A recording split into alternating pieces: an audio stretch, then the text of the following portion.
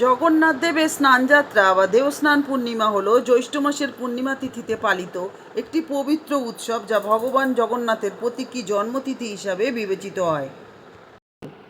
এই উৎসবের মূল আকর্ষণ হল 108 কলস সুগন্ধযুক্ত এবং পবিত্র জল দিয়ে জগন্নাথ, বলভদ্র এবং সুভদ্রা দেবীর মহাসমারোহে এই দেবস্নান পূর্ণিমা তিথিতে পালিত হয় পবিত্র স্নানের অনুষ্ঠান। তাই আশা করি আপনারা ভিডিও থাম্বনেল দেখে বুঝতে পারছেন আজকে আমি জগন্নাথ দেবের স্নানযাত্রা নিয়ে এই ভিডিওটা বানাচ্ছি। আপনারা অবশ্যই থাকুন আমার সাথে, আশা করি খুব ভালো লাগবে ভিডিওটা, কারণ আজকে বিস্তারিত বলবো আমি এই জগন্নাথ দেবের স্নানযাত্রার একটা ইতিহাস আছে, আপনারা অনেকে জানেন কিন্তু বিস্তারিত জানুন আজকে ভিডিওর মাধ্যমে। আশা করি আপনাদের ভিডিওটা খুব ভালো লাগবে। ভগবানের কথা সবারই ভালো লাগে, তাই সাথে থাকুন, স্কিপ করবেন না, তাহলে মাঝখান থেকে বুঝতে পারবেন না। ভগবানের কথা কিন্তু অমৃত সমান। আপনারা ভগবানের কথা যত শুনবেন বলবেন ততই কিন্তু আপনারা ভগবানের কাছের হতে পারবেন। তো যাই হোক, ভিডিও শুরুর আগে বলবো, আজকে যদি এই চ্যানেলে নতুন হয়ে থাকেন অবশ্যই চ্যানেলটা সাবস্ক্রিপশন করে রাখবেন, লাইক কমেন্ট শেয়ার করতে ভুলবেন না, আর কমেন্ট বক্সে অবশ্যই জয় জগন্নাথ লিখে তারপরে যাবেন, আর ভিডিওর অল বাটনে প্রেস করে রাখবেন, তাহলে আমি এই ধরনের ভিডিও দিলেই আপনারা তৎক্ষণাৎ পেয়ে যাবেন। তো বন্ধুরা, আসুন আজকে আমরা পবিত্র এই জগন্নাথ দেবের স্নানযাত্রা সম্বন্ধে বিস্তারিত জানি। জয় জগন্নাথ, সকলের মঙ্গল করো, তুমি জগতের নাথ, তুমি আমাদের কৃপা করো। এবছর জগন্নাথ দেবের স্নানযাত্রা পালিত হবে 29শে জুন সোমবার জ্যৈষ্ঠ মাসের পবিত্র পূর্ণিমা তিথিতে। এই দিনেই পুরীর জগন্নাথ মন্দিরে জগন্নাথ, বলভদ্র এবং সুভদ্রা এবং সুদর্শন চক্রকে 108 ঘড়া পবিত্র জলে স্নান করানো হয়।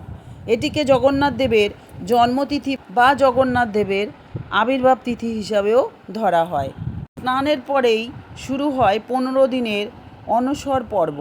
এই সময় মন্দির ভক্তদের জন্য সম্পূর্ণ বন্ধ থাকে, আর এর ঠিক 17 দিন পর 16ই জুলাই আসে মহা ধুমধামে রথযাত্রা। জ্যৈষ্ঠের তীব্র গরমে যখন পুরীর আকাশ একটু একটু করে মেঘে ঢাকতে শুরু করে, তখনই সনাতন ধর্মের কোটি কোটি ভক্তের মনে একটাই প্রতীক্ষা থাকে, জগন্নাথ দেবের স্নানযাত্রার। বছরে এই একটি দিনেই গর্ভগৃহ থেকে বের করে আনা হয় প্রভুকে, প্রকাশ্যে স্নানও করানো হয়, আর তারপরে তিনি চলে যান এক রহস্যময় নির্ভীত বাসে। এবারে আমরা জানবো এই স্নানযাত্রা কী এবং এই স্নানযাত্রার তাৎপর্যই বা কী। জগন্নাথ দেবের স্নানযাত্রা, যাকে দেবস্নান পূর্ণিমা বা স্নান পূর্ণিমা বলা হয়, এটা হলো হিন্দু পঞ্জিকার জ্যৈষ্ঠ মাসের পূর্ণিমা তিথিতে আয়োজিত একটি বিশেষ উৎসব। এই দিনে উড়িষ্যার পুরী শহরের জগন্নাথ মন্দিরে জগন্নাথ, তার অগ্রজ বলভদ্র, ভগিনী সুভদ্রা এবং সুদর্শন চক্র এবং মদনমোহন বিগ্রহকে গর্ভগৃহ থেকে বের করে আনা হয় স্নানবেদিতে। এই দিনটিকে ঘিরে বিশ্বাস করা হয় এটি জগন্নাথ দেবের জন্মতিথি বা আবির্ভাব দিবস। স্কন্দ পুরাণ অনুযায়ী রাজা ইন্দ্রদন্যু প্রথমবার এই স্নান অনুষ্ঠান শুরু করেছিলেন। বলা হয় এই দিন পুরীতে গিয়ে যদি এই স্নান দর্শন করা যায় তাহলে ভক্তরা সম্পূর্ণ পাপমুক্ত হতে পারেন। এটি জগন্নাথ সংস্কৃতির পুরো উৎসব এবং মৌসুমের সূচনা বিন্দু। এর ঠিক পরেই আসে অনসর ও রথযাত্রা। জগন্নাথ দেবের স্নানযাত্রার সময়সূচিটা আমি বলে দিই আপনাদের।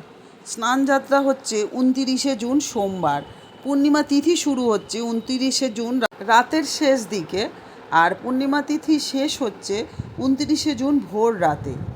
অনসর পর্ব শুরু হচ্ছে 29শে জুন, স্নানের সন্ধ্যা থেকেই শুরু হয়ে যাচ্ছে।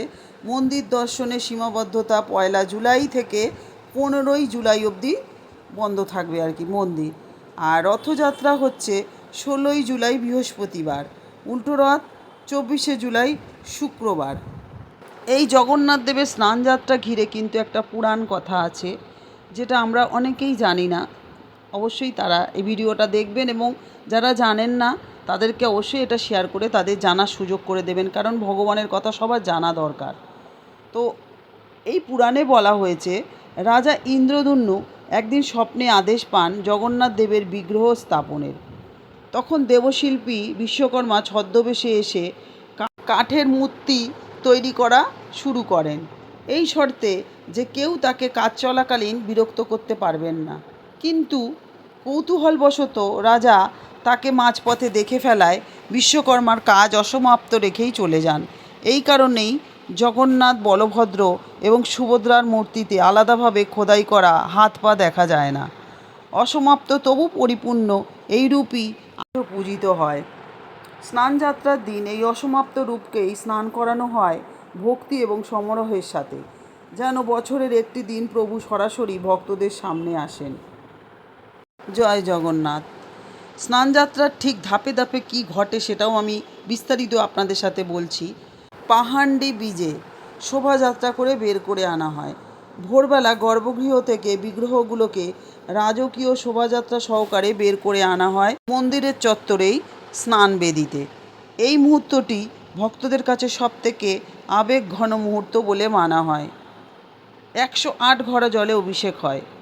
মন্দিরের উত্তর দিকের পবিত্র কূপ থেকে জল সংগ্রহ করে সেই জলকে মন্ত্র উচ্চারণের মাধ্যমে শুদ্ধ করা হয়। তারপর চন্দন, হলুদ, সুগন্ধি ফুল এবং ভেষজ মিশিয়ে তৈরি করা হয় বিশেষ জল, যা 108টি কলসে ভরে বিগ্রহগুলোর গায়ে ঢালা হয়। গজবেশ বা হাতি বেশ। স্নান শেষে সন্ধ্যায় জগন্নাথ এবং বলভদ্রকে হাতির মুখাকৃতির মুখাবরণ পরিয়ে গণেশ রূপে সাজানো হয়, যাকে বলা হয় গজবেশ বা হাতির বেশ। আর সুভদ্রাকে সাজানো হয় পদ্ম ফুলের রূপে।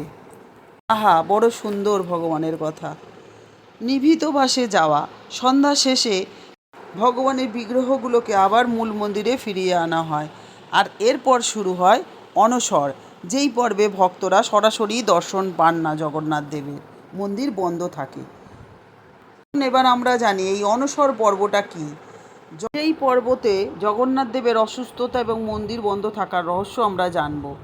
প্রচলিত বিশ্বাস অনুযায়ী এত জল দিয়ে স্নানের পর অবশ্যই প্রভু জগন্নাথের জ্বর আসে, আর এই সময় তাকে রাজবৈদ্যের তত্ত্বাবধানে একটি সংরক্ষিত কক্ষে রাখা হয় আর মূল মন্দির বন্ধ থাকে প্রায় 15 দিন। এই পর্যায়টিকে বলা হয় অনসর পর্ব। এই সময় আপনারা মন্দিরে ঢুকতেও পারবেন না, ভগবানকে দর্শন করতে পারবেন না, কিন্তু বাইরে ছবি রাখা হয়, সেটা আপনারা দেখতে পারবেন। আর এই সময়টিতে কি কি ঘটে সেটা আপনারা বিস্তারিত জানুন। ভক্তরা বিগ্রহের পরিবর্তে 3টি পটচিত্র অর্থাৎ ছবি দর্শন করেন মন্দিরে। অনেক ভক্ত ব্রহ্মগিরির অলরনাথ মন্দিরে যান, কারণ বিশ্বাস করা হয় অনসর পর্বে জগন্নাথ অলরনাথ রূপে অবস্থান করেন সেখানে। মন্দিরের ভেতরে শিল্পীরা গোপনে বিগ্রহ মেরামত ও রঙের কাজ করেন, যেটা নবকলেবর সংশ্লিষ্ট। আর অনসর শেষে নেত্র উৎসবের মাধ্যমে প্রভুর সুস্থতা ও পুনর্দর্শনের ঘোষণা হয়।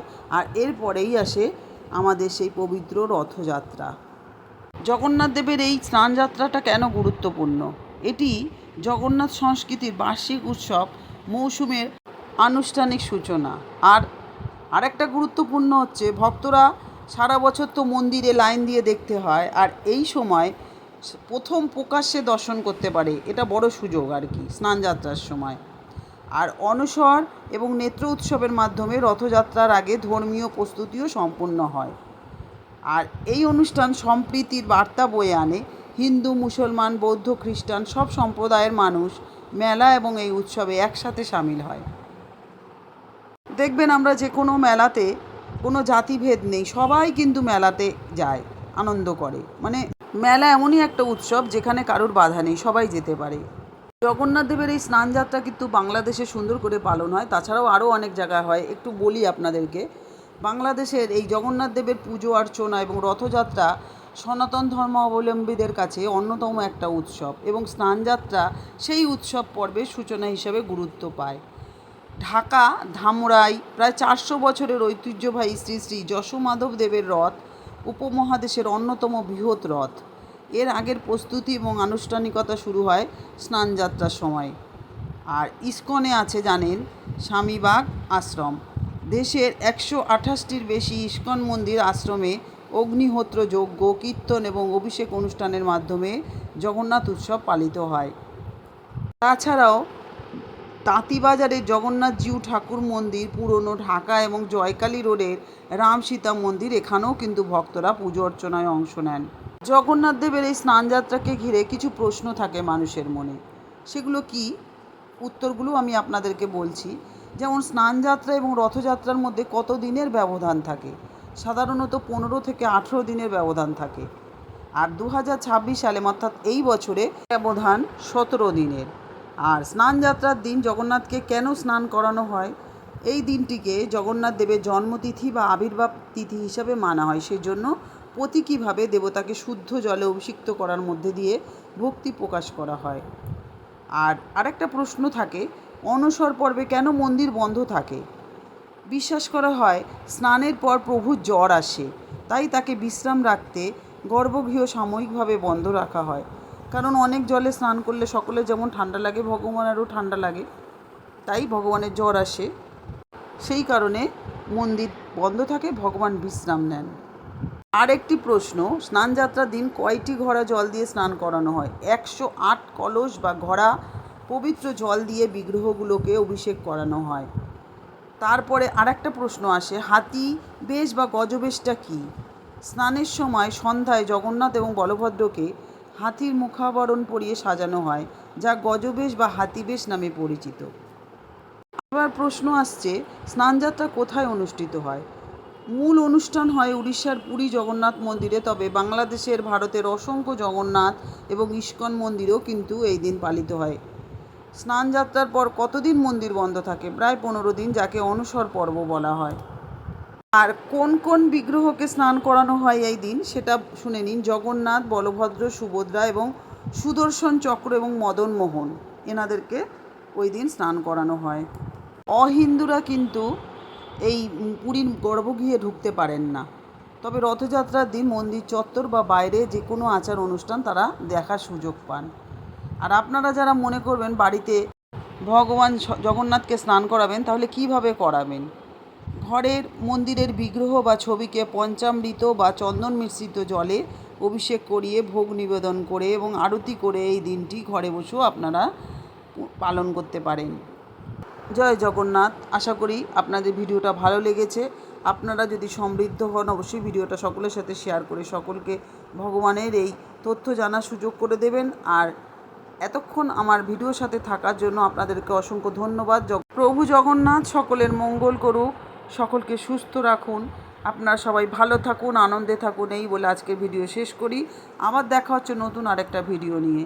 জগন্নাথের পর্ব পরপর আসতে থাকবে, আপনারা চোখ রাখুন আমার এই চ্যানেলে। জগন্নাথ, বলভদ্র, সুভদ্রার জয়।